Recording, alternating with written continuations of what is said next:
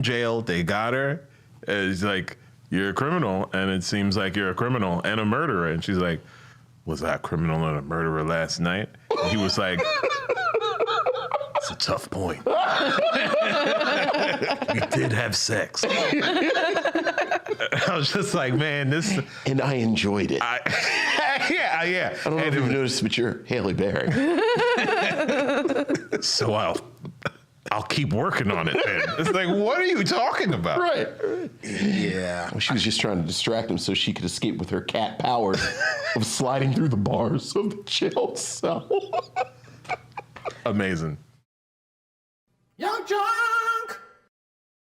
Hey, welcome to the Micheaux Mission, 2 Men, 1 podcast, every black film ever made. My name is Len, a.k.a. The Bat Tribble.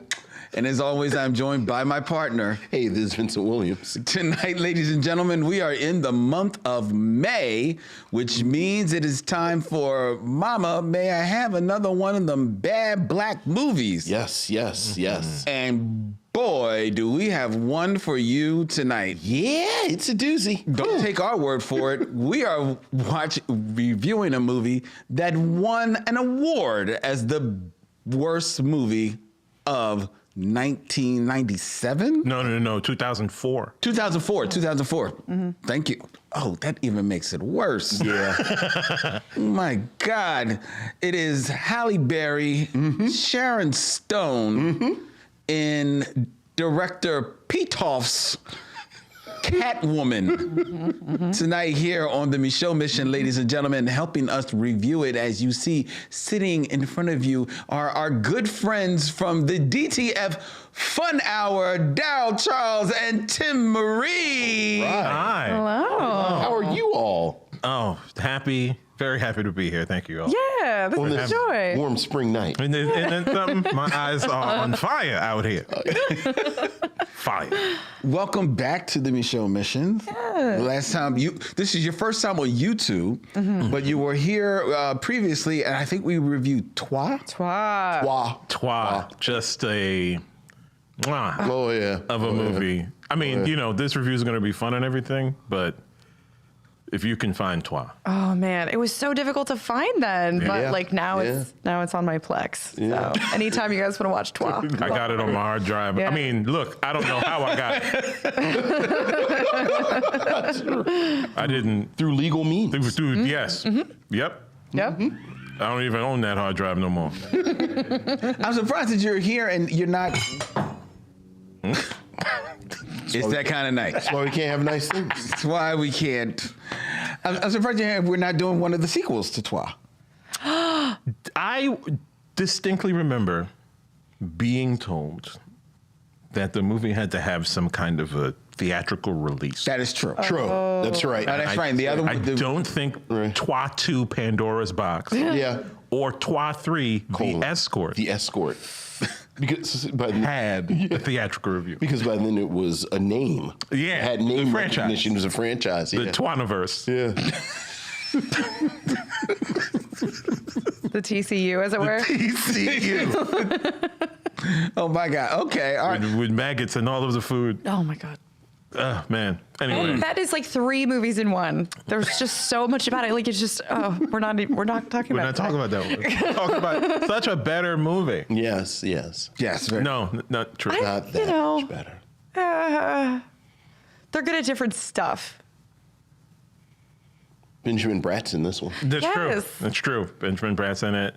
Alex Borstein. Yeah, the voice of Lois. Yeah. Yeah. I'll always love her from many of her problematic Mad TV sketches. Oh, and the guy that plays the Merovingian. That's true. The guy who plays him here, which I believe is his government name. Yes, that is. The Merovingian. The Merovingian. Just professionally a douchebag. Yeah, no, I mean, look, you've seen his face. Yeah. Like, there's limited options for you as an actor when you have I that wonder face. if he does feel typecast, like in that face. You got to know what you're working with as an actor. I wonder if people like him, like in his real life. Right. Yeah. Sure, yeah. Yeah, friend. No. This is just my face. This is just how I sound. I'm not actually an asshole. These are really good eggs. No, they're fluffy and light. Why is everybody crying? I'm not being sarcastic. So what made y'all choose Catwoman?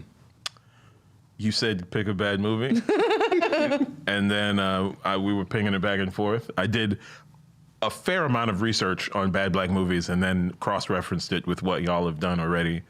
Blade 3 was thrown out there. It's one of them, but you covered the trilogy. We did Already. So then Catwoman. I was like, well, I'm enough of a comic book nerd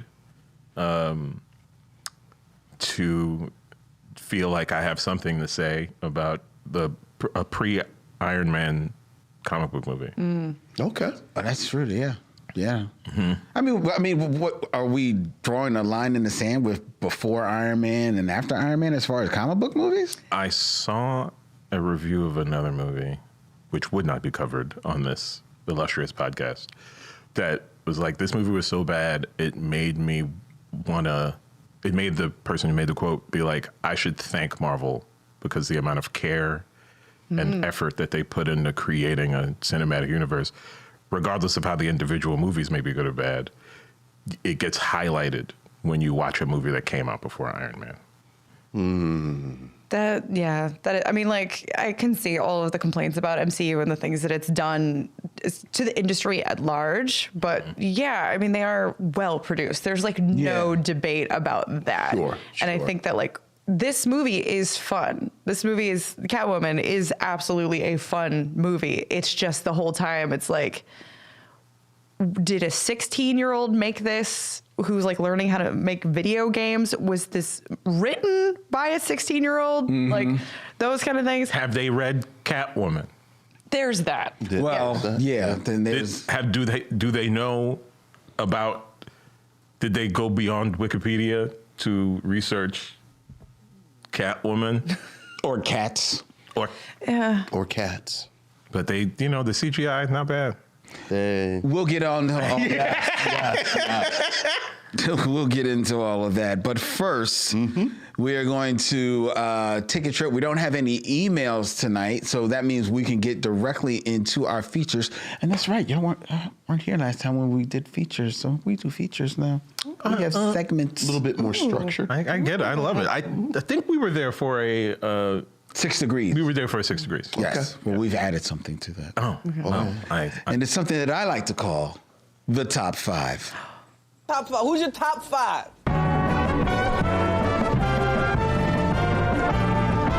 My top 5 is. My top 5 is.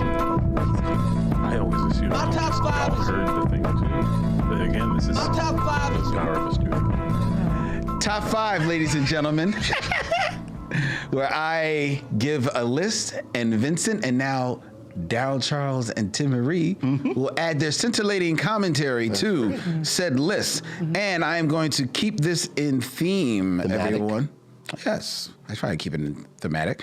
We are going to be reviewing Catwoman Yes. tonight. What a time to be alive. So I will present to you my top 5 Catwomen. Catwomen. People People that have played Catwoman. Catwoman. Oh, But yeah. in my Catwomen. order. See whether or not you agree with my order. This is also Okay. interesting because this is the most covered character in like comic book history, where more actors have portrayed the character of Catwoman than any other major comic book character. Is that including animation as well as? And like TV shows as well. Okay. Yeah.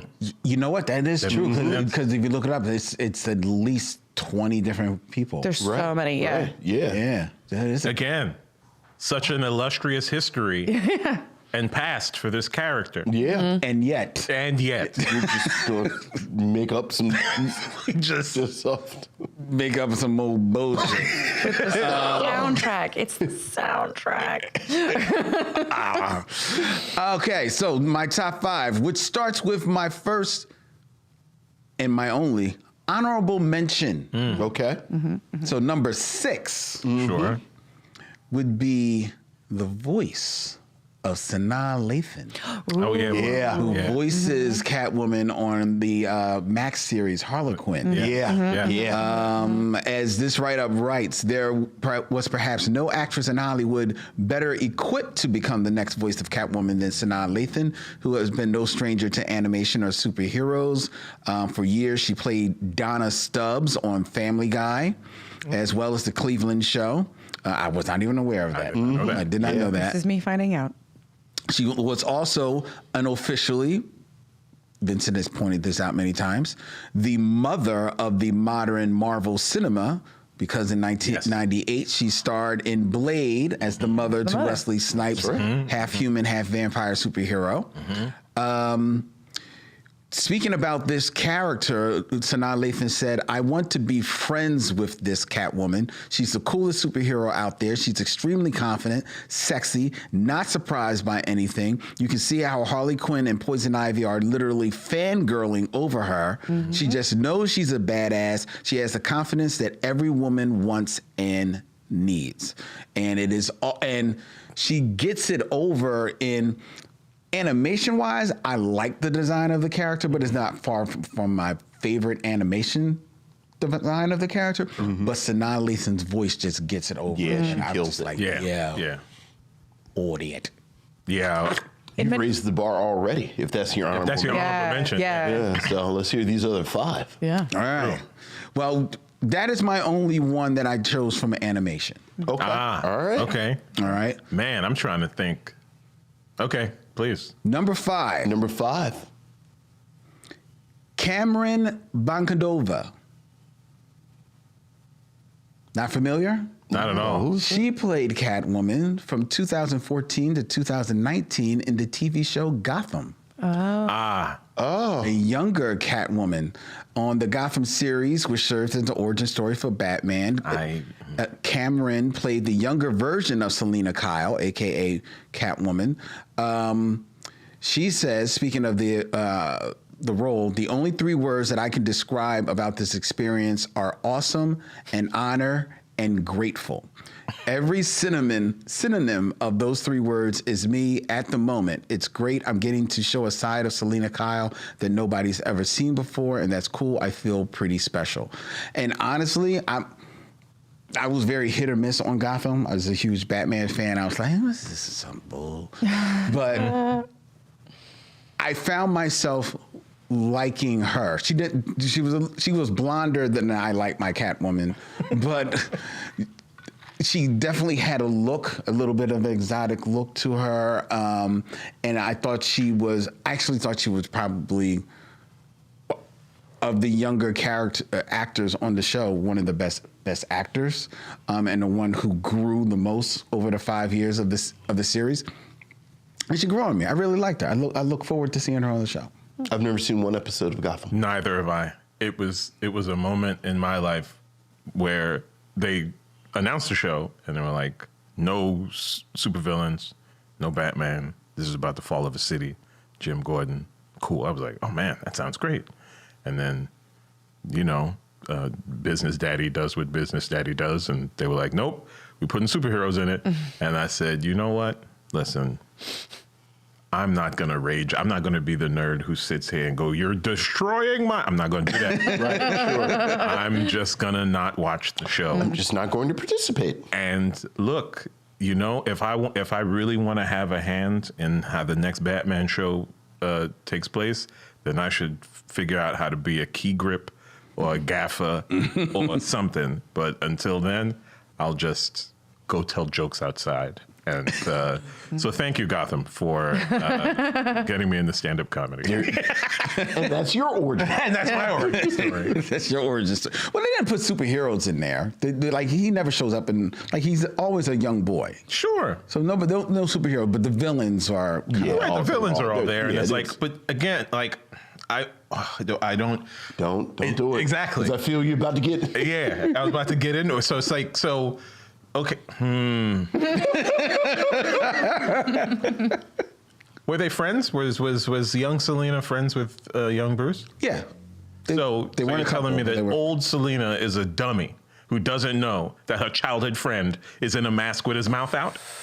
Anyway, I just said to myself, I'm just not going to participate. Right. And it's not in my head canon. Sure. It's just not in your head canon. It's just not in my canon. Okay, fair enough. Right. But there's also Elseworlds, right? That's right. That's what this more or less this was. universe where They weren't trying to say this was this your makes Batman. sense somehow. Yeah, it's like you sent me a thing where it's like, it was showing from Jim Gordon's point of view that everybody sees Batman coming and leaving, but they just let him do it. Yes. Because he's just a sad man. Yes. And they're like, let him be a sad man. Yeah. And I'm like, that's Elseworld stuff. Yeah. I am here for, look at this sad man beating up the poor. Well, let's let him do it. Let's not forget the mentally disabled. Yes, yes, totally. yes. Without a doubt. The people who need to steal food to eat Yeah. will break their damn jaws. Elseworlds, you know? My favorite version of that is that everyone at the Daily Planet knows that Superman is Clark Kent, but he's such a nice guy. And he's trying so hard. Imagine if he was a jerk. Like, you feel like a dick saying it, so it's like, oh, my stomach's hurt. It's like, oh, Clark, you should probably go get some ginger ale or something. Okay. And then, and then he comes back and he's like gone. winking. Yeah. And, and Jimmy is looking at Dolores like, so yeah, that's my favorite version. Like the janitor is just like waiting outside the closet. Right. Oh, I guess somebody's in trouble, huh? Right. I'll just put this mop away later then. Yeah. Exactly. All my papers are everywhere. We'll never find out the culprit. Number 4. Number 4. This may be a little controversial. All right. My number 4. You've already had a Catwoman that no one here knows, so. Okay. Okay. My number 4 Catwoman is from 1992, Batman Returns, Michelle Pfeiffer. As long as she's on the list. I mean, So that means, she's 4, so there are 3 better than her? Yes. I'm okay with this depending on who the top 3 are. yeah, Right. it's very dependent. That's the fun of the Right. the thing. Because Michelle Pfeiffer's a good one. Yeah. She's also the one that is crazy, right? Like, Yes. Yeah, oh yeah. She's the one. She's not playing it like a cat breathed into me, and so magically I have powers. That is a crazy person, and I love it for that. Yeah. I love it that she's just like, I have a head injury, and this is what I'm doing with it. Like, Yeah, that's true. It causes me to get really good at fashion. Right. Right. She does. That seems to be a theme with Catwomen. My number 3 is a recent one from 2022, The Batman, Zoe Kravitz. Yeah, see now you're running out of spaces. Right. The problem is you're running out of spaces running out of now spaces? because you've not said Lee Merriweather, Julie Newmar, or Eartha Kitt yet. Okay. So you're going to leave one of them off. I got too much. Yeah. But I mean, as an individual, I like the movie, but it definitely, it didn't seem like there was that much Catwoman in the Batman. Like, she was there for a lot of it. Yeah. She was part of the B or C plot, but like, there was definitely more Catwoman in Batman Returns. I also have like sort of a problem with the fact that I think Zoe Kravitz is probably just like that. Like she was on Hot Ones and like at no point flinched or showed any emotion. And I was like, you have been cool and rich your entire life. And I don't know if you even are capable of experiencing emotions because of the way that this has insulated you from reality. Right. And her parents are aliens. Yeah. Like, Yeah. Right. You're She's just gonna like- look like that until 2073. Yeah, you're just like this perfect looking, too cool person. And so her being Catwoman was like, Because there are just no consequences. yeah. I'm like, It's like that Key and Peele skit about Jaden, where they were trying to explain to Jaden the concept of the word or. It's like, what do you mean or? Like, I want this and that. And they're like, no, you have to pick. Or. He's like, what is or? It's like Zoe Kravitz's whole life. Right. What is or? she's my number 3. All right. My number 3 Catwoman. I think she embodies the. You're saying there's not a lot of Catwoman in there, but I think what she does with it, I think she does very well. And yes, is it effortless? Right. Is she actually Catwoman, or like does Zoe Kravitz know that she's in a movie? Does she think this is just, of course Robert Pattinson dresses up in a weird kinky sex suit because this is Thursday. Perhaps. Right. And I have a feeling where she lives, it looks like her apartment. Like, it's a big, lofty, a lot of space. I think she had like a crappy apartment in this one. She has like a roommate. It's like a bear. Yes, that's a roommate. There's a bunch of stuff in it. No, I mean, there's a bunch of stuff, big but it's all room. cramped. Right. No, She doesn't have no. a fancy spot in this one because she's like works at a club. Like she's like a working class Yeah, Catwoman. her you're room thinking was about kinda big. Flashdance, where 18-year-olds got like a whole loft apartment but to it looked herself. he was looking from the windows, and she was going to a lot of different rooms. She had a big closet. Big closet. She had a big closet. Anyway, whatever. I mean, she did have a motorcycle. All right, so who's two? Because I know I feel so much judgment. it's a little judgment, but I'm trying to, because I understand I have an unhealthy sort of affection for Lee Meredith, which might not be justified It's not. because she's just in the one movie, but still. And not that good. Number two is Fine. What are you talking about? she's number two Okay. Come on. Who we got in the two slot? from the original live series from 1966, 1967. Julie Newmar, Sure, of course. The standard. who for a long time was my number one. Yeah, the standard. Yeah, she probably is the standard. Yeah, absolutely. Catwoman, effortlessly, but like just a very attractive woman. Sure. Sexy, wears the suit well, had the suit tailor-made for her. Like you said, I want the belt to hinge down on she knew exactly what she wanted. If I'm recalling correctly, I think she might have almost gotten a role in the Halle Berry Catwoman, but it didn't end up happening. And Michelle Pfeiffer also almost had a role, and she was like, no. Well, we'll talk about it a little bit, but there is something to that as far as Michelle Pfeiffer with Right. Halle Berry. We'll talk about it when we get into the review. Julie Newmar, who has, as recently as within the last 5 years, was still voicing Catwoman. Yeah. Oh. She voiced Catwoman in the animated Batman and Robin direct-to-video movie that Adam West and Burt Ward did the voices of. She was Catwoman, and in the sequel too. Right? Yeah. Still doing it, like 90-something, looking good, fantastic, still fitting in the suit. Well, that's something that you say when you get up there in age. I still fit the suit, huh? Huh? The other thing I like about the Julie Newmar Catwoman as a comic fan, it's something they've picked up in the past 10 years, that Catwoman is actually smarter than Batman. Mm-hmm. Like the dynamic in the television show, like Riddler, speaking of crazy, like Riddler, Frank Gershwin's Riddler was actually unsettling in the show. Right. Joker's kind of wacky, chaotic. Penguin is goofy. But Julie Newmar is actually smart. Mm-hmm. And I love that about that Catwoman. Yeah. So, yeah.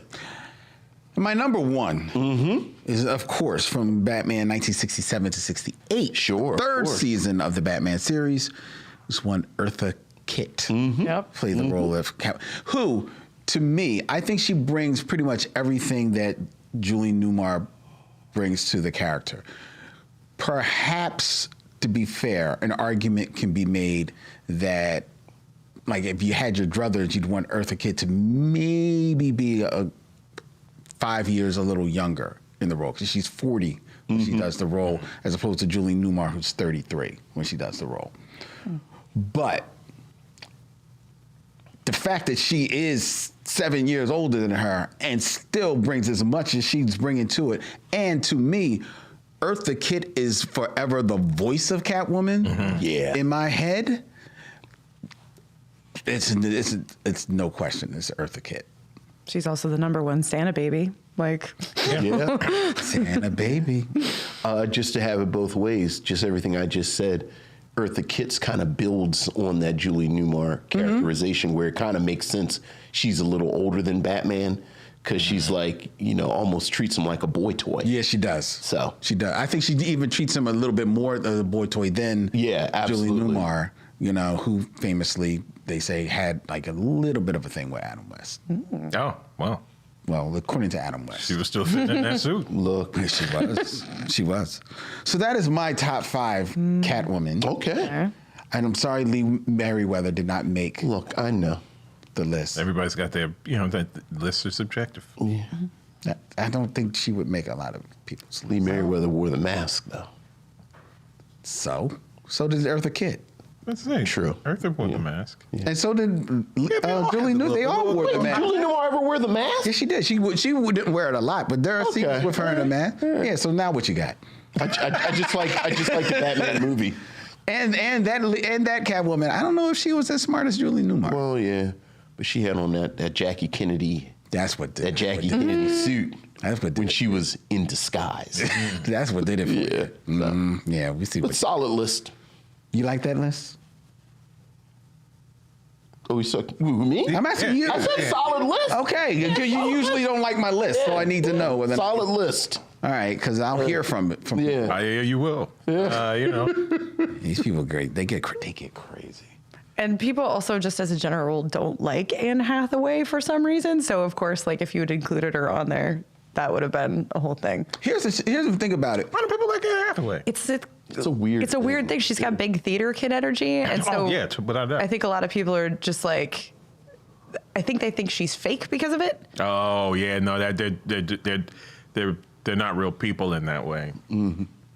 Theater kids. Yeah, that's what they're saying. Their thing is the big emotions and all that stuff. It's I like it. raised. I like Anne Hathaway. I don't have anything against Anne Hathaway. I'm a fan. Yeah. And I didn't actually think she was bad as Catwoman. I just think that these other women are better. Yeah. And I didn't think, as far as like at least historically, Catwoman is like this sexy character. And while she looked good, I didn't think she brought a whole lot of sex appeal. Or at least not to me. That would be my read on Anne Hathaway. But I ain't got nothing against her. The Nolan trilogy is the least sexy Batman. Well, that's I don't like Chris Nolan's Batman. I know you don't. Mm-hmm. Hot take. It's the hottest of takes. That's my hill. Okay. But there's a lot of people that don't like it's Michael Keaton or nothing, or Right. Yeah, but I don't think. I mean, your thing is that it didn't seem like Nolan cared much for the. Right. You can tell he's too cool for school. Right. Like he finds the whole concept silly. I want to do a movie that goes backwards and forwards. Right. And you have me playing with toys. Right. Like how was Inception? How was Inception more playful and joyful than your 3 Batman movies? I mean, look, the Joker had some bangers. He had some banger jokes. The Dark Knight is Trey Magnifique. That's what y'all keep telling me. I understand. Yeah. I get it. Yeah. I get it. All right. So that's been the top 5, ladies and gentlemen. We're going to move on to the Game of Kings. All right. 6 Degrees of Derville Martin.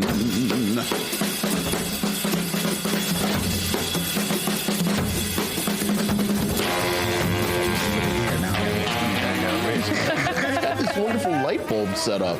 This is fantastic. I feel like I'm in an actual television studio in like 1971.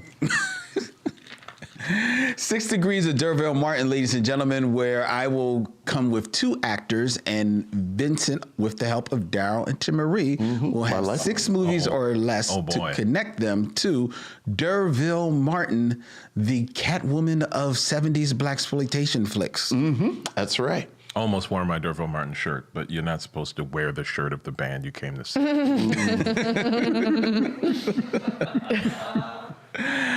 All right. Keeping it in theme. More themes. We are reviewing Catwoman tonight. So these are 2 other women who have portrayed Catwoman. 2 other women who've portrayed Cat. Okay. And you cannot use the film in which they portray Catwoman. I cannot use them when they are Catwoman. Correct. Okay. All right. So in 6 films or less, All right. connect Derville Martin to Anne Hathaway. Oh, Anne Hathaway.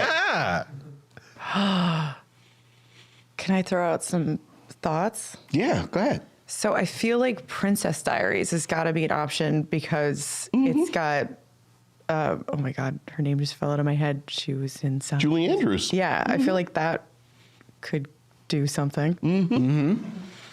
Can I use Julie Andrews? Let's see if I can use Julie Andrews and get to Princess Diaries. I think you can. Okay. She Mary Poppins? Yeah. She is Mary Poppins. She's also in She's also Victoria. and in Sound of Music. Okay. Let me try and use Julie Andrews. So Derville Martin.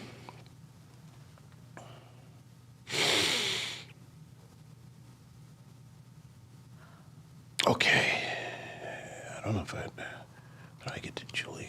This is my favorite part Okay. of the entire show is Now I'm second the guessing. K-hole that Vince has to go Yeah. into to be like, Right. I can just, it's the GIF with the numbers and the protractors, there's angles popping.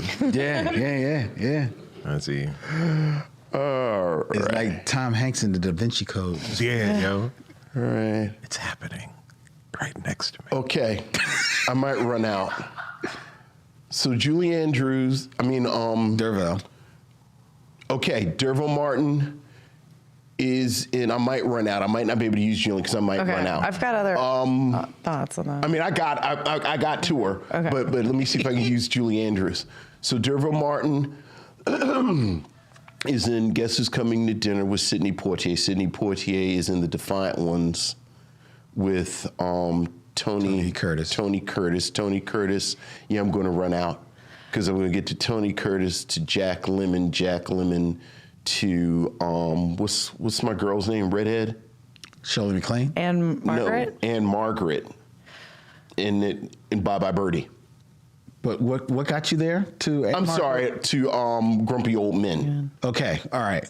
And Margaret gets me to Dick Van Dyke in Bye Bye Birdie, but I'm already at 6. So another thought. So I could get to, and from him I would have gotten to Julie Andrews. Other way to get Julie Andrews, dude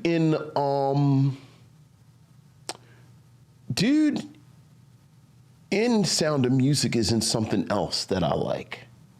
Who, the old guy? No, The father. the father. The weird mean dude she suddenly falls in love think with. of it. And yeah. For can't think no of his- clear Not reason. well, he's a good-looking guy who sings. I can't think of his name. Realize. Christopher Plummer. Wait. Christopher Plummer. is Oh, boom, in that. boom. There it is. Christopher Plummer. This is how. I'm going to use Julie Andrews. Okay. Derville Martin is in Five on the Black Hand Side with Dick Anthony Williams. Dick Anthony Williams is in Mo Better Blues with Denzel Washington. Denzel Washington is in Inside Man. Yes. With Christopher Plummer, who is in Sound of Music With Julie Andrews, who is in The Princess Diaries with Anne Hathaway. Amazing. Very good, Vince. This is That's impressive. This is the best thing on the internet, man. I did that for you because I was appreciate going to go to Sandra Bullock in Demolition Man, and then I was going to talk about Demolition Man because they were in Ocean's 8 together. Oh, okay. I'm about to say Anne Hathaway wasn't in no Demolition. No, She but was in Ocean's 8, though, yeah. She was in yeah. So The other thought I had was like Meryl Streep because of Devil Wears Prada. Yeah, that's I don't know always if that would have been. you could have got to. yeah, Because you could have got to. I think you could have got to Robert De Niro pretty easy. And then you get De Niro real easy. Anne Hathaway's in something with Robert De Niro, yeah. Oh, that's right. She's in the. Is it The Intern? Yeah. The or- Intern, Yeah. The Intern. I wasn't even thinking about that. And you get to De Niro through Jackie Brown. Right. Yeah. Right. That's why I was. Pam Grier. So I was thinking about that. Okay. Very good, Vincent. All right. All right. Bro. Next. All right. In 6 films or less. Connect Derville Martin. 2. Anika Noni Rose. Anika Noni Rose. Where was she, Catwoman? She was the voice of Catwoman in Injustice. Oh. Oh. That's probably best. She wasn't nowhere in no leather catsuit. I know. Just imagine her in the movie. Yeah. In the leather In the catsuit, leather getting in the catsuit. character. All right, so Nicanoni Rose. So let me look. I only really know her from The Princess and the Frog, and What's the Christmas movie? yeah, Jingle Jangle, or Dreamgirls. Dreamgirls. So pick one. I mean, it's up to you. We want me to get to it front through. Oh man, me? Oh man, Marie said, she's right. yeah, she picked the Sure, Princess. go Dreamgirls. Dreamgirls? All right, Why not? Dreamgirls. All right, so Dreamgirls is, of course, Darryl Martin is in Five on the Black Hand Side with the dad. Oh, Leonard Jackson. Leonard Jackson is in Five on the Black Hand Side with Leonard Jackson. Leonard Jackson is in Boomerang with Eddie Murphy. And then, of course, Eddie Murphy is in Dreamgirls with Nicanoni Rose. Very good, Who Vincent. was Leonard in Boomerang? He's the chemist that Strange throws the panties at. Yeah. Amazing. This is truly stunning. I'm telling you, man, every time. Marcus, you devil! Marcus, you devil. That was a fun movie. He has a movie West Indian voice. Yeah. Very good, Vincent. Well right. done. Well Thank done, you. my friend, indeed. I thought 4 movies? Yeah, that was fast. quick. Yeah, that was cool. Well, he's got every connection to a Nicanoni. I was about to say Nicanoni Rose. Come on. That's why I wanted to hear. Wait. When was she Catwoman? Why was this not shared with me earlier? She's in the games and all that? No, I think it's just in the movie. Oh, okay. It's just in the movie That's that Vincent will be watching with Yeah. the screen not showing anything when he goes home. The soundtrack. Why are you watching the movie in the dark? Shh. What are you listening to while you lift weights so heavy?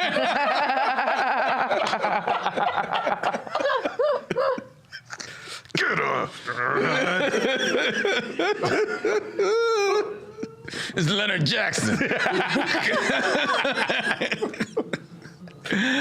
All right, so that was 6 Degrees of Darryl Martin, ladies and gentlemen. Hope you are entertained by that, as we all were. And if you are entertained by Darryl and Timaree, you should check out their podcast, the DTF Fun Hour. It is, I swear to you not, it is the funnest, sexiest game show on the planet.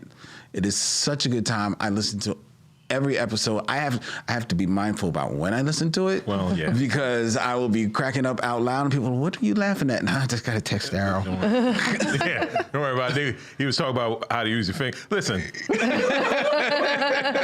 Good time. It's the greatest sex education comedy game show in the known universe. Okay. Podcast, live show, every month. Comedy Sports Philly, please come out 3rd Friday. We have a good time. And we also have, in addition to our podcast where we talk about like sexuality things, we also have a spin-off podcast where True. Darryl and I discuss nonfiction books that we've read. I did a fiction one recently. Oh, okay. We do fiction. That's right. It's DTF Book Reports. It's a Patreon exclusive.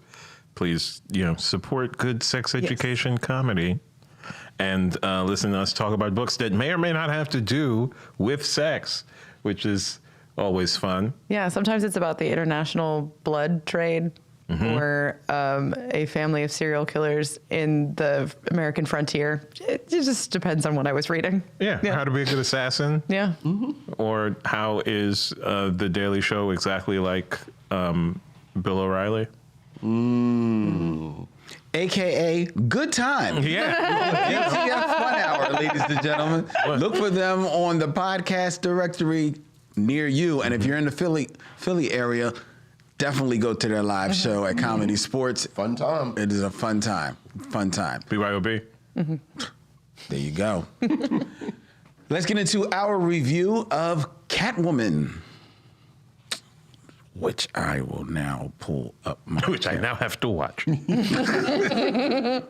It's fine. You could probably get that movie done in 5 minutes. Like, anyway. Oh, that is so true. So very, very true. All right, here we go. Catwoman from 2004 is the story of a shy, sensitive artist, Patience Phillips, played by one Halle Berry, a woman who can't seem to stop apologizing for her own existence. She works as a graphic designer for the He Dare Beauty, a mammoth cosmetic company on the verge of releasing a revolutionary anti-aging product, which has weird side effects for her antagonist, Sharon Stone, in this film that was directed by Pitoff. Of course. One name. Yes, it is not pilaf as in the rice. It is pitoff. It's delicious. It is delicious.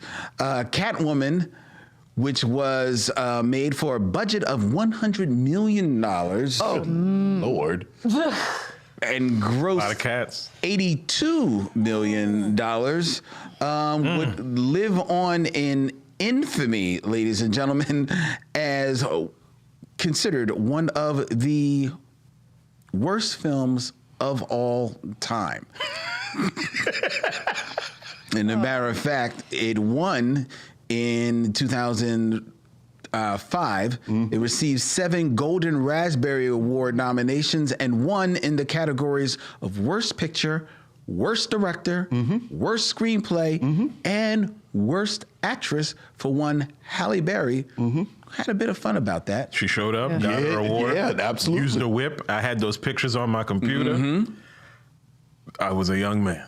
Yeah, I hear you. I think she might be the only Oscar winner to also be a Razzie winner. I think she or was is. the first, if not. Yeah. I think she may be the first. I don't think Okay. she's the only Okay.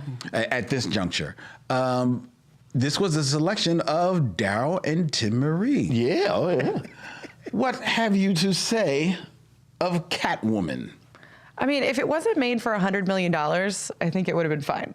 I think that, like, if this, like, literally, like I was saying earlier, I watched the original Roadhouse for the first time yesterday, and I was like, this is silliness. It's great, you know? And it's like, yeah, if you just view it as silliness, then it's fine. But it's just like, you had so much money and you couldn't hire a continuity director. Like, things like that. And it looks like a video game, like, a lot of the time. And it's like, I don't know. I also think I have a whole lot to say about how it exists in the Death Becomes Her universe. Interesting. The ending has a weird, like, mirroring to it. There's so much nonsense. Benjamin Bratt is somehow like the worst detective in the world and the best. And the only. And the only, yeah. And he's like, okay, so first he shows up to a homicide, but now he's also doing larceny. Like, this is the only cop in New York. Okay, or I guess they never say where they are because they don't say they're in Gotham. No, they don't. They're in the city. Yeah, they're in the city. And when she looks up the address, I rewinded it because I was like, what city is this? Because when she looks up also I was in my phone. When she looks up the city, it just says the street name and there's no indication of where they are. And I was like, you can't even say Gotham? No, you can't. Well, they couldn't. No, they can't. Yeah. Okay. Yeah. I kept just wondering in my head, who was this movie for? Like who? Like very paint by numbers kind of structure to it. She has to get her powers. Again, what powers does Catwoman have? Capoeira. Capoeira. The power of capoeira. The power of jump cuts and capoeira. Yeah. And switching. Switching. She can hit a mean walk. Yeah. And that's how you know she's Catwoman. Right. She has cat appetites. Yeah, she eats a tuna fish out the can. Yeah. Like 7 cans. Yes. That's the thing. It's like, okay, I get that because my cat will eat a lot and then throw up directly. So one of those things is missing. You can't just tell me you was sitting on the bed eating 7 cans of tuna, large cans. It was the deep ones. Yes. Right. The family size. Right. Yes. Family says you make a lot of tuna That's salad. a lot of you went know to what I mean? BJ's. Yeah, that's wasn't quite the BJ, but like she had enough for that was like a BJ's pack. It was big. You just while reading. Hey, you're not gonna throw up? All right. You don't know cats. My favorite cat-related behavior was when she goes across the street to finally show the loud neighbors what's what, and she hops up and knocks a bunch of drinks off the table. That's the That was most Cat. thing. That was Cat. That was Cat. Yeah, Very much. It was. Yeah. That was. I'm starting to like this. Oh. But I wasn't. Oh no! Yeah, it's just like, who is this for? Because it's like, okay, maybe they're making this movie expressly for kids or like tweens, right? In which case, are they not factoring in that like people might be walking into this with an expectation on what Catwoman is?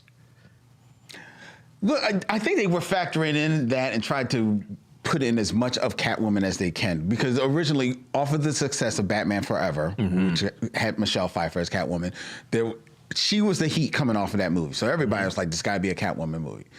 Scripts go into production, they don't look right. Michelle Pfeiffer's like, "I ain't going to just do any old." Batman Returns. Batman Returns. I said Forever. I'm sorry. She said, "I ain't going to just do any old bullshit." So never mind. And then even the opportunity of doing a Catwoman movie goes into like just rotation hell. I think Ashley Judd at one time was on it, and people just can't. And as it keeps getting kicked down the lane, the Batman universe keeps moving on, and they're like, okay, well, if it's not going to be Michelle Pfeiffer, or it's not going to be anybody that at least resembles Michelle Pfeiffer, Right. then let's not even say it's that character. Right. Not to Tim Burton. Right. Yeah. So now it's just going to be Catwoman in name only. Right. And it kind of reminded me of Vince, you'll get this reference from back in the 70s when they did the TV Wonder Woman movie. Yes, absolutely. Which has nothing to do, almost nothing to do, Actress? was Kathy Lee Crosby. Kathy Lee Crosby. That's right. Right. A jumpsuit. Yeah, she had like stars on it. The gymnast jumpsuit. Yeah, and Oh yeah, like Wonder Woman. Right, way. blonde hair. Wonder Woman. They're like, running around. Wonder Woman. Sure. Yeah, that's it. You're wondering who this woman is. No, you weren't, because everyone knew she was Wonder Woman. Yeah. No secret. Yeah, including, I think it was Ricardo Montalban was the villain, and he was like, just coming on to Wonder Woman. Like you. We should probably stop talking about it, because let's be clear, it's way more interesting. Way more interesting. I'm sure the whole thing's on YouTube. Okay. Yeah. So anyway, so as this project kicks down the lane, they can't connect anything to Catwoman. Right. Thus, they can't connect anything to Batman Or Gotham. Thus, the city with no name. And it just, and Halle Berry, coming off of an Oscar-winning performance I just in Monsters Ball, says, okay, Yeah. I cut the check. yeah, I think that's really what it Can't knock the hustle. In But her Razzie acceptance speech, she thanked the company for making her make that movie, and called it can we cuss on this? Yes. Oh, yeah. She called it this piece of shit movie. Yes. Yes, because I think at one time she's not dumb. She realized like, ooh, Right. what what are we doing? are we doing here? But She was a good sport. good sport, followed through. I think there aren't many good things about this film at all. The lighting on Halle Berry.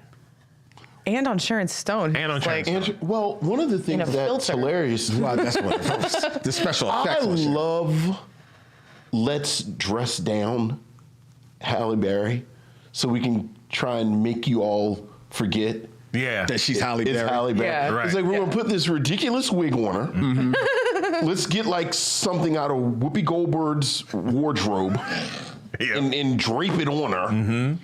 And it's like, okay, maybe I'm mad you said Whoopi. maybe we'll forget that she's Halle Berry. And I love that when she actually goes through her transformation and gets her superpowers, what she transforms into is just Halle Berry. It's just Halle Berry. Like, I'm just Halle Berry. It's like, oh, right. I'm so glad we didn't notice that the first half. When she pulled out the 2 scissors to go at it. Right. I was like, oh, I wonder what her hair's gonna. Oh no, Halle Berry's hairstyle. Halle Berry. Okay, all right, yeah. Okay, all right. Exactly. Then she has that wonderful outfit in the first when she goes to rob the jewelry store, and she has on basically a cat suit and a cool mask, and they're like, you know what? Let's do something different with her costume. Which they didn't need. Well, that's my point. They didn't need, because that looked perfect. It was fantastic. You could have saved the movie. It really could have. Yeah. I mean, you talk about like Whoopi Goldberg's wardrobe. They obviously only got one thing from Whoopi Goldberg's, because she wears the same thing for like 4 days. That's actually a continuity error. I looked into it later because I was like, why are they wearing the same clothes 2 days in a row? I just had so many questions. They also do that thing where they can't put anything in the coffee cup and tell that it's empty. And it's like, ugh, you could pay someone $5. But yeah, apparently the scene where Benjamin Bratt like saves her was supposed to be the first one. And so everything had to get like smooshed around. And that's why people are wearing the same clothes for 2 days in a row.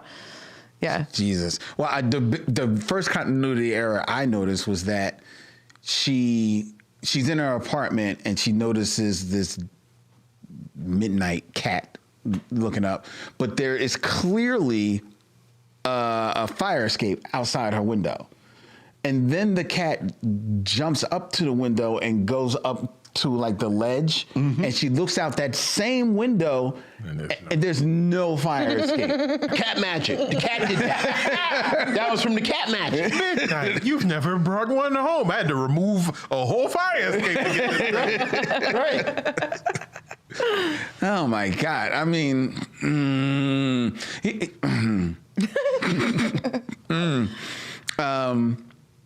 You said one thing that kind of like triggered me a little bit, because you said that Halle Berry knew how to walk.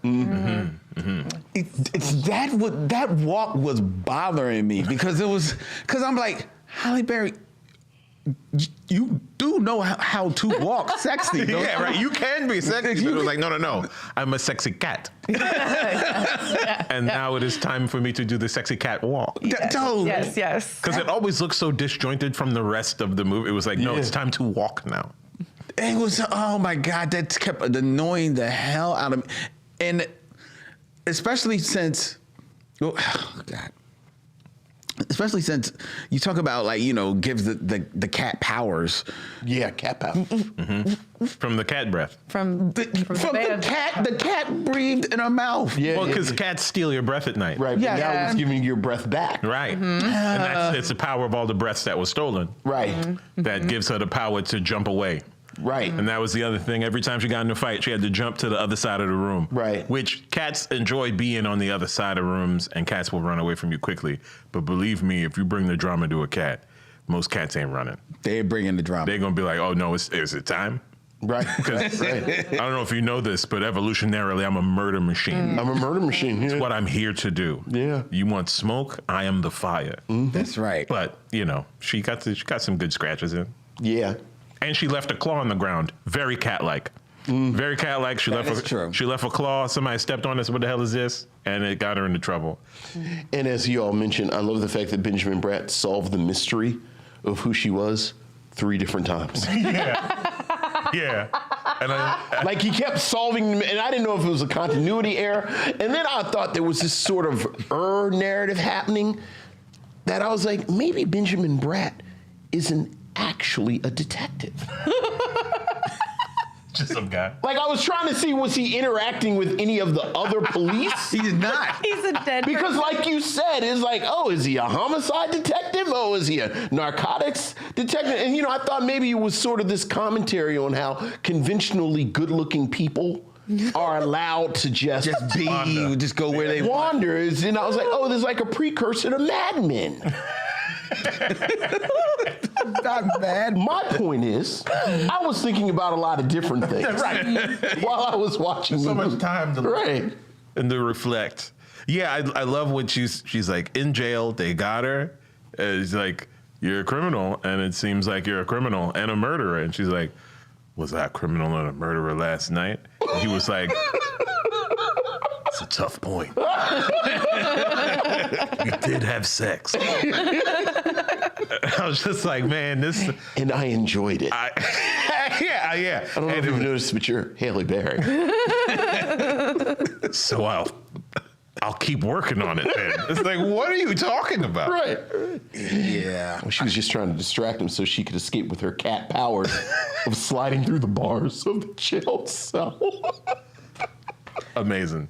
Yeah, see, I unfortunately blinked and missed that part Oh. when she escapes, Oh, yeah. Oh, yeah. Oh, yeah. Well, meaning I fell asleep. Oh, right. Yeah. Well, the cat comes through the window and then stays in the cell while she does what the cat did to get in the window to get out the cell, and nobody's around. And she turns back to the cat, says thank you, and leaves the cat in the jail cell. Because I woke up, See? and I saw her say something. I was like, yeah. Notably, if you get out of the cell, then it's no problem getting out of the rest of the jail. Everyone knows that. Yeah. The real problem's the cell. That's As soon as they close the thing, they're like, all right, everybody, never look at this person again. ever again. so what was the story that the old woman tells her about Francis the cat? Conroy. Oh, my God. The Catwoman. cats. So she talks about Bast, the Right. Egyptian goddess, Sure. and that the cats are like messengers. And this is like basically the whole thing's an allegory for like wild women. The whole idea is just like women who live outside of like conformity. Right. And that's why it's got this like she's all that thing where it's like she was always Halle Berry the whole time. This is always Right. who she was. Right. And I think if it's trying to say something, it's that is always in you, and it is a choice to live your life that way, which is why at the end I don't need a man, and then she gives the same speech that's actually in The Crow, but they changed a couple words, and she's just like off on her own. Sounds about right, actually. And it's the whole thing, I guess, is just about like, yeah, you don't need that man or that corporate job. You can just go rob people sometimes and live your life. But she gave back most of the jewelry. Like, so she's not even a thief. That was and then now it's That made that made me go, Catwoman would never give it back. And then I said, Darryl, don't do this. Yeah. Watch the movie It's just, so you can talk about it. right. She certainly, if she is going to give it back, which she never would, she certainly would not write sorry on the bag. No, not in the same handwriting. And the she same, wrote something to a police officer. Which was the second time he saw me. And I love, like, I think she used the exact same marker. Yeah. But he did take it to the handwriting expert. Yes. This is one of the best monologues in the movie because the man says, now listen, this is not an exact science. You can't really tell a lot.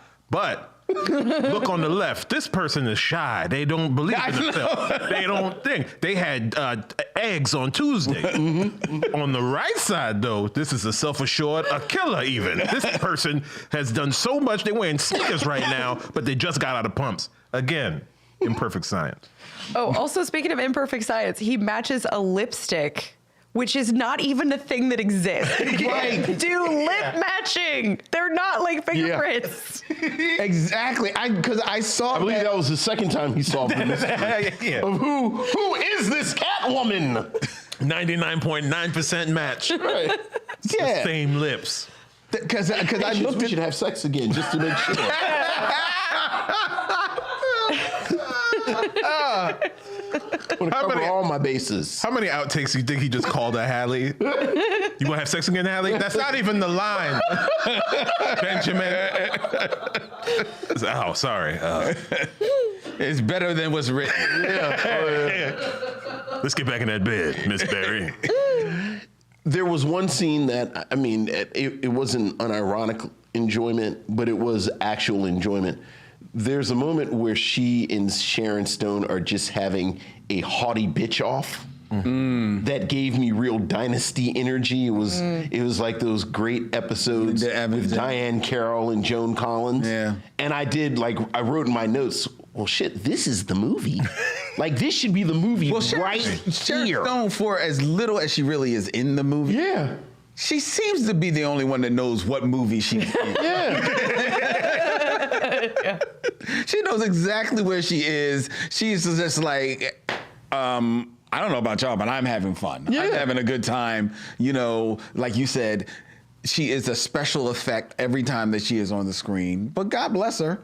But the shame of it is that if Halle Berry is, I don't know, maybe she bumped her head or something. Like if she is just like gets a little bit more, those scenes, they maybe pop a little bit. Because Sharon is giving you all of the bitch energy that the scenes call for. You know, I mean, it's bullshit, dialogue, Oh, but it's all attitude. Yeah, but it's all the attitude. But Halle, I don't know what she is sleeping. Yeah, like Sharon Stone actually did go on like a character arc of being like being displaced by the young woman who you never. Oh no, you do see her, right? Yeah, you see her. She shows up because he tells her not to think at the opera. Right. And she's too young to drink. Yeah, and she's too young to drink. Right. And so she gets that. She gets put out, and then it's like her comeback to take over the company or whatnot. And then there's the reveal. So yeah, there's a plus. Yeah. And it's like her villain origin is really like patriarchy because she's doing all of this, first of all, because she's been just like working very hard to like, succeed despite et cetera, et cetera.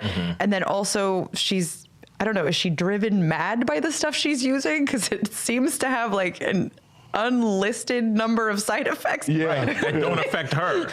Well, it sounded like I couldn't really tell. Like, is it like some people get the marble-like skin and some people just have their stuff fall off? Like, because it gave her like superpowers.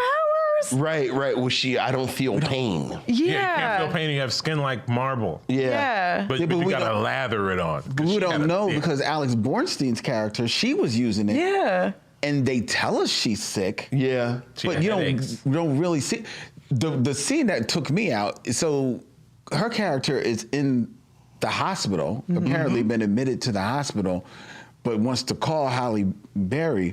But for some reason, it's not calling her from her hospital room. Nah. She's calling her from the hallway. Nurse's desk. Of the nurse's desk. Chilling, too. And just chilling, like got her feet up at the desk. Like the nurse comes over and she's like, oh, excuse me, and just stands. Yeah. While everybody's like, I'm like, what is happening here? Not a hospital in the world. I thought maybe she was faking because she was going to get her a doctor man, which she does. Well, she does. She ended up getting a doctor. But she was just literally just hanging out at the nurse's desk. Yeah, I don't know, Len. I don't know. I know the realism of that scene really took you out. It took me out of the film. Right. The movie where she wakes up in mud. All them cats on her for the transference, and then she wakes up ain't a damn cat in sight. That's very cat-like. That's very cat-like. Oh my goodness. Very cat-like. We'll leave you alone in a minute. You were saying that there was something about the ending you wanted to. Oh, okay. So this is how many of y'all have seen Death Becomes Her? Oh, I have. Already familiar with this? Yeah, okay. I like it. All right. So I think it's an amazing movie. Wrongly, Rolling Stone put it on a list of like worst movies by good directors. They were just wrong to do so. But anyway.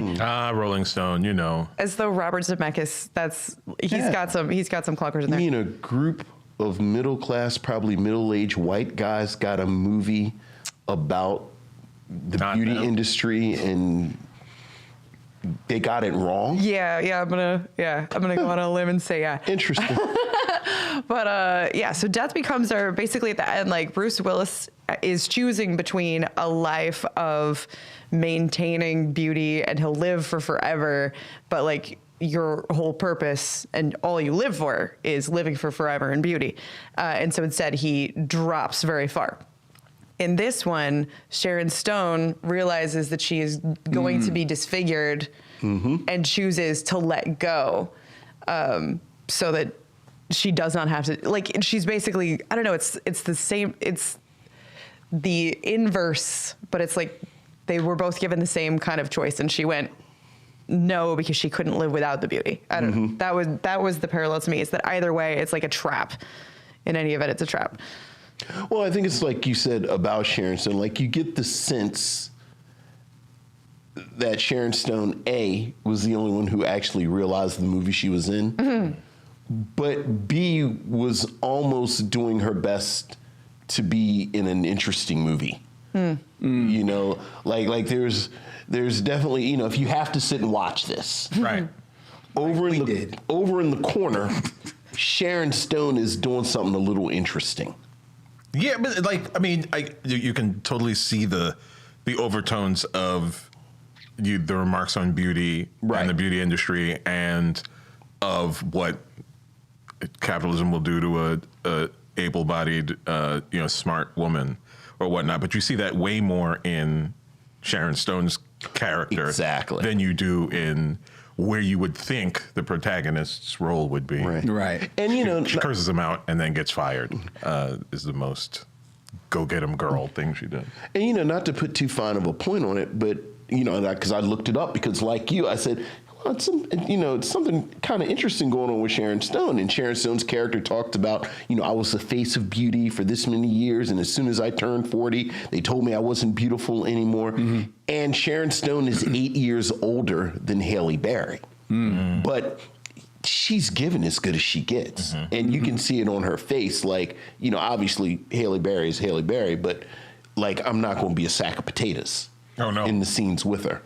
Every one of them pictures, I was like, did they touch him up? Like, are they doing like CGI on it? But I was like, yeah, no, Sharon Stone knows how to use her face.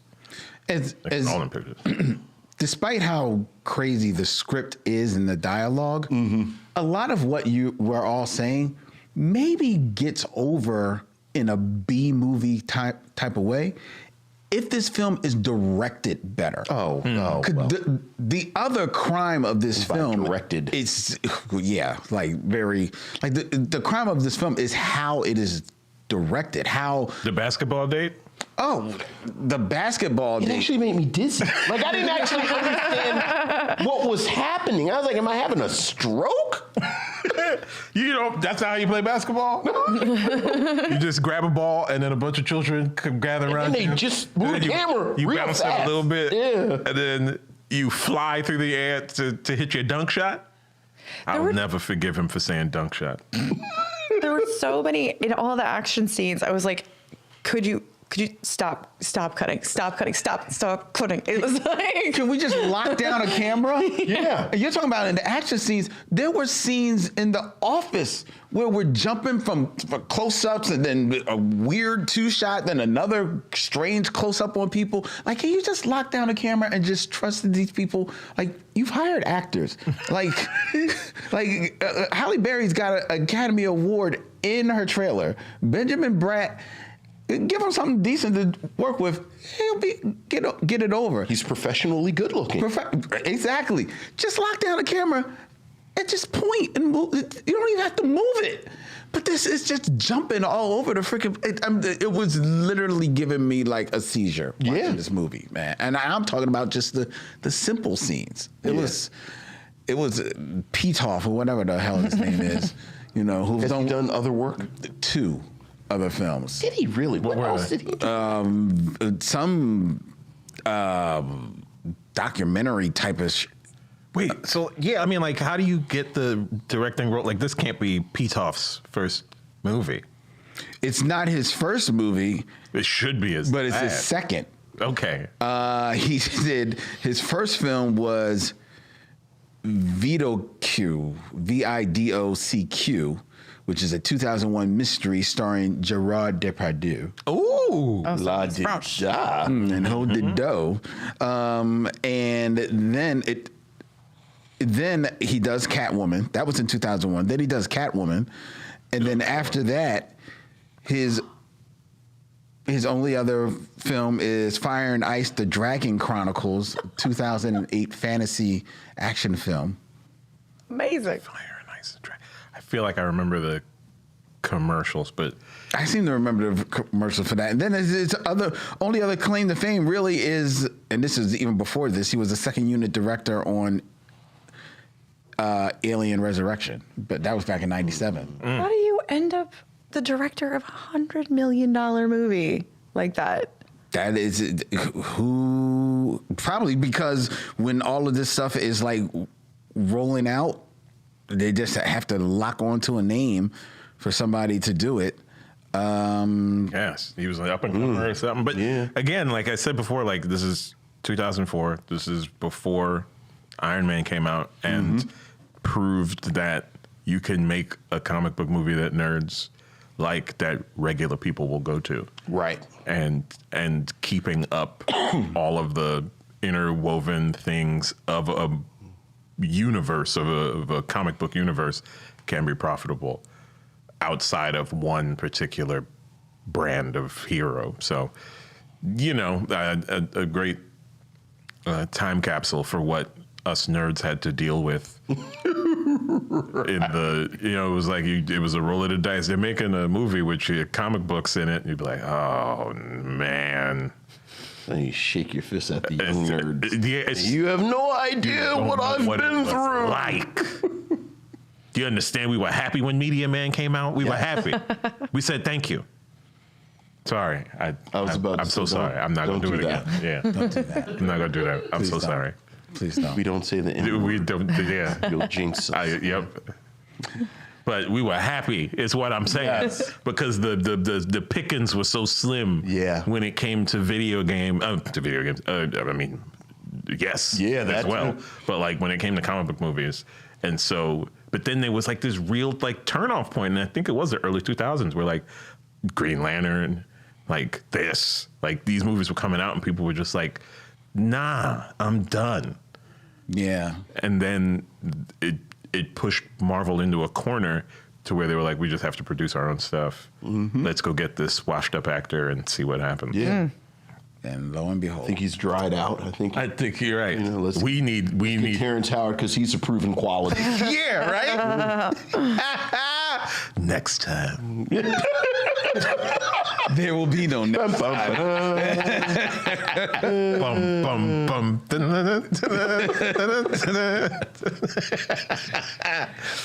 So, Timaree, since for some reason I feel like you had the most fun with this movie, would you recommend that people see Catwoman? Wouldn't pay for it, and I would recommend doing it with a group of people. I was one of those groups.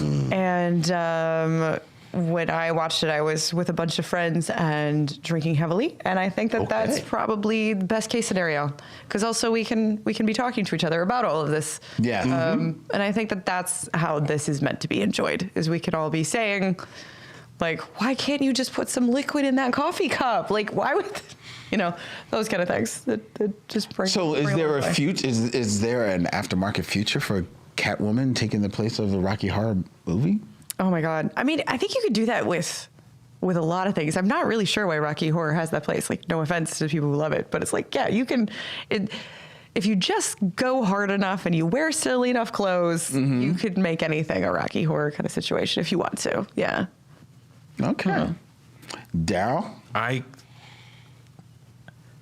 can't disagree more. Ooh. Because I think the thing about and I was talking about this yesterday as I was watching the movie, which I guess proves your point. But the thing about those movies is that they can be limited in whatever, but it's the attempt, right? Like Rocky Horror Picture Show, which I haven't seen, but like I can imagine like Clue, Total Recall, a lot of those movies, like even a lot of those Schwarzenegger movies, like Predator, like. They are limited by the skill sets of the people who did it, but you could tell that they gave it a shot. Yeah. Like they wanted to make the best movie they could, and where it falls short is where it's fun. Okay. Right? Like that's where it's fun to me, and that's what makes it the kind of movie where you could watch it with your friends and whatnot. Like Toi, for example. Like where it falls short is where it's what's fun. But like Catwoman, it was so paint by numbers. It was so like it was like they didn't care as soon as they hit cut. Like, it's just like, I'd be like, nah, you could watch anything else. Like, go watch somebody fail from an honest attempt. Like, this was just and I like a good, bad movie, but like, this isn't even that to me. So I would say. So it sounds like you would recommend you would recommend Toi before Catwoman. Oh, like. I would as well. Oh, yeah. Like Summer Party, you're just going to have something on. It's not even, yo, TBS, you want to play something in the middle of the afternoon? Don't put it on Catwoman, put it on Toi. Okay. Yeah, but yeah, it's just yuck. Halle Berry is gorgeous. and you can. And there are so many great shots of her face. Yeah. That is And her kind of body. the plot of the movie. And- but- Halle Berry was on Atkins at the time. Yeah, that seems to be the plot. Yes. Except for when she's going through those bars. They cut the camera at the... Man, they didn't care about me. But, you know, outside of that, leave it alone. What do you say, Vince? The same. You know, I also love a bad movie, but this one commits the cardinal sin. It's boring in long stretches. Wow. Like I kept looking, you know, because I think it comes in at 1 hour and 45 minutes. And I kept looking, and there were 45 minutes left. I was like, how is there always 45 minutes left? So in my mind, I would not recommend it. Unless somebody will, like, I feel like maybe there's a 45-minute cut of this that you cut out an hour. But no, in this present form, no, I wouldn't recommend it. Yeah, I can't recommend this movie either. I didn't like Halle Berry in it. I didn't like Benjamin Bratt in it. Sharon Stone is having fun, but I'm not a big Sharon Stone fan, so that's not enough for her. I like Alex Borstein, but I can watch her in other things.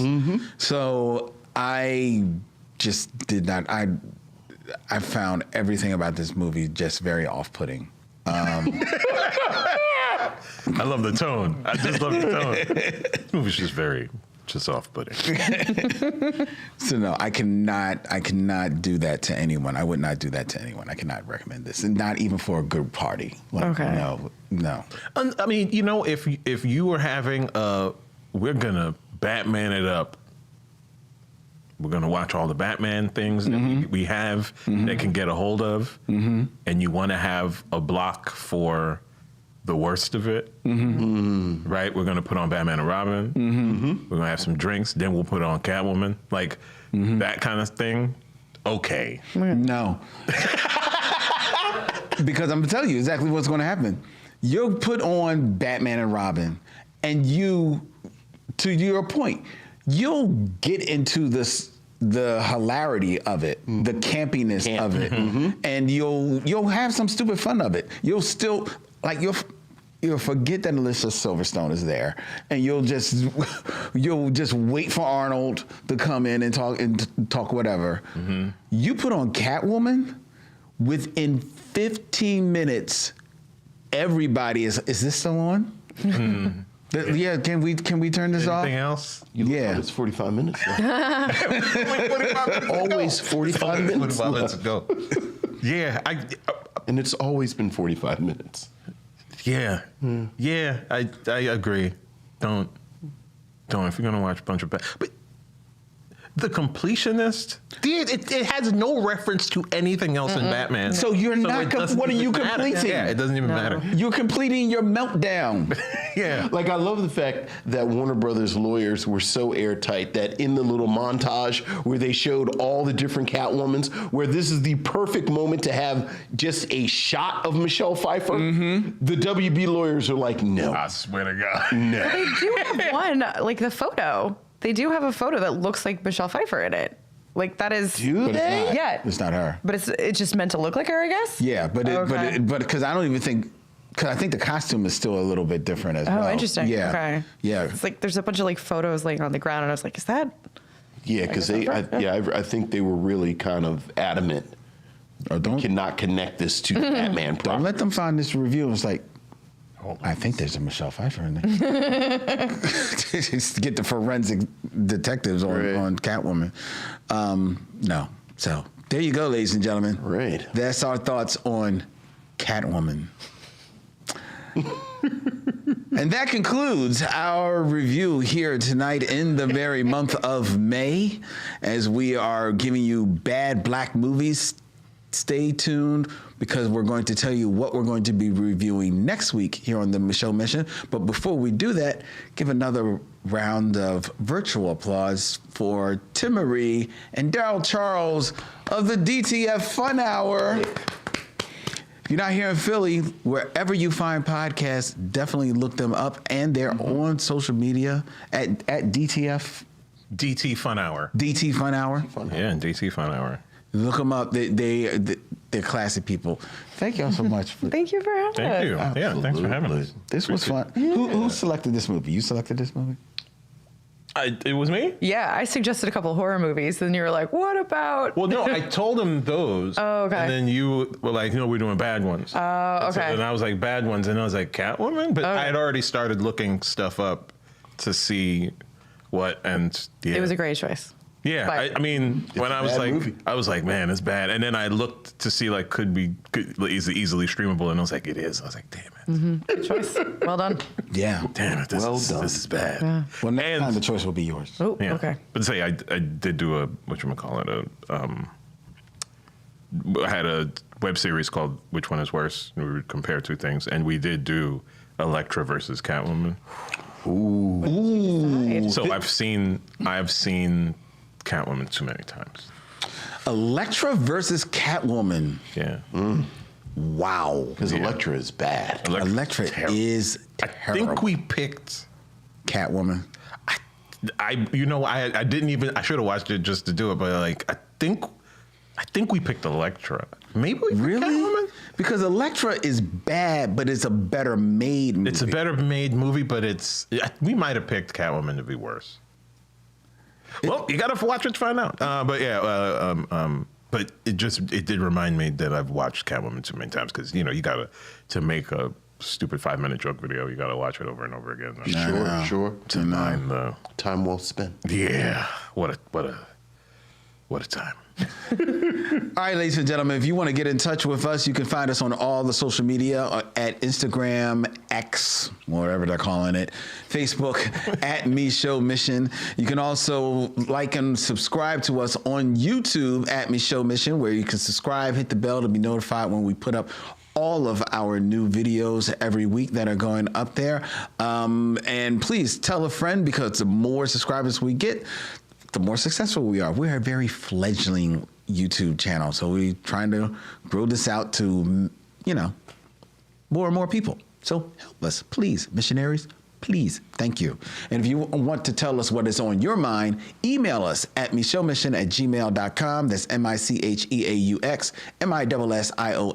MICHEAUXMISSION@gmail.com. The Micheaux Mission is a proud member of The Podglomerate, thepodglomerate.com. They make podcasts work, such as ours, which streams live every Tuesday night at 7 p.m. from Yunk Junk, Philadelphia's premier video podcast palace here in Manayunk. If you want to have your podcast take place in one of all of the glorious studios that they have here, not this one, this is branded Micheaux Mission, hands off, but any of the other studios, get in touch with our man Dylan at yunkjunk.com. That's DYLAN at yunkjunk.com. He will get you fixed up in one of the other studios. Don't say Len said I can have the Micheaux Mission studio, because he's taking names. We already took care of the first person that tried that, so don't try it again. Okay. That's it? That's it. That's it. All right. Next week on the Micheaux Mission, we're going to be reviewing another bad black movie. We don't know what we're going to be reviewing at this time because we filmed this in March. Boom! Suckers. Fooled you. But until that magical date, he's Vincent, I'm Len, and in parting we say, We'll see you when it's time to meet again.